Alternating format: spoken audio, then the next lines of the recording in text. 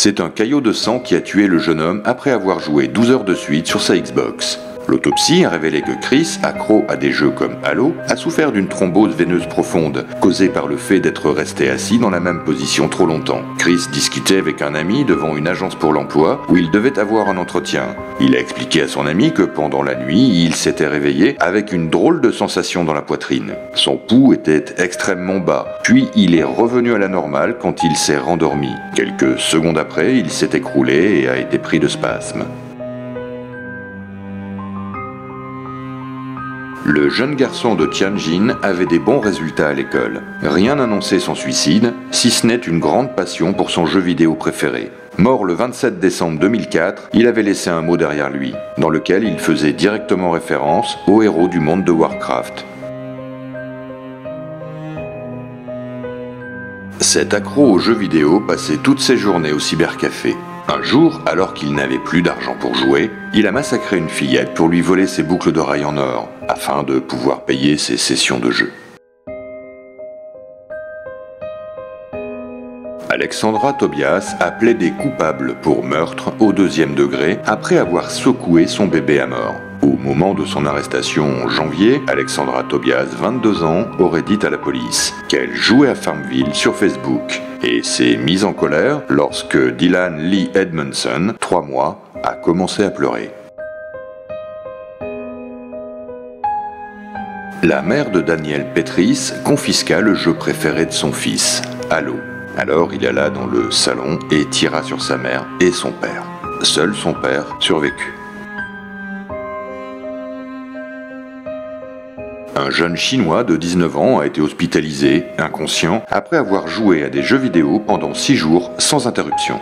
La police locale est tombée sur le jeune homme inconscient au milieu d'arbustes, derrière la voie ferrée de Hangzhou en Chine. En s'approchant de lui, les agents ont senti une odeur de putréfaction. En effet, le joueur, accro, ne s'était pas lavé depuis tellement longtemps que ses pieds ont commencé à sécher, provoquant des plaies saignantes qui se sont infectées. Après avoir été soigné, il a confié avoir dépensé tout son argent dans un cybercafé, se privant ensuite d'eau et de nourriture pendant 3 jours. En jouant à Pokémon Go au Brésil, l'athlète japonais Kohei Uchimura a dépensé 500 000 yens de données mobiles, soit environ 5 000 $. Heureusement, son opérateur a pris en charge l'incident et lui a proposé un forfait roaming illimité à 3 000 yens par jour. Ruslan Sokolovski est un youtubeur de 20 ans qui compte 300 000 abonnés sur sa chaîne et près de 32 millions de vues. Mais lors d'une de ses vidéos, il décide de jouer à Pokémon Go dans une église orthodoxe. Il ne fait pas que jouer, il s'interroge aussi sur l'existence de Jésus. Au montage, il ajoute une musique de fond contenant des insultes. Attrapé par la police locale et placé en détention, il attend son procès et risque 5 ans de prison.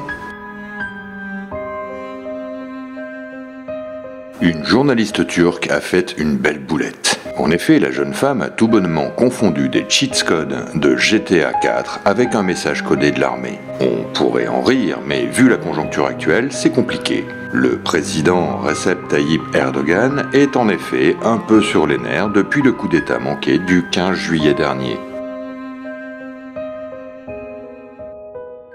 Un soir, alors qu'il rentrait du travail, un homme s'est rendu compte de la disparition de sa collection composée de plus de 1000 jeux Famicom.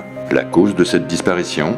La femme de l'individu. Cette dernière a en effet bradé l'intégralité de la collection de son mari pour s'acheter des sacs et des montres. L'épouse du malheureux collectionneur s'est étonnée que son mari soit si fier de ces jeux qui pourtant ne sont même pas partis pour 10 000 yens, environ 82 € l'unité.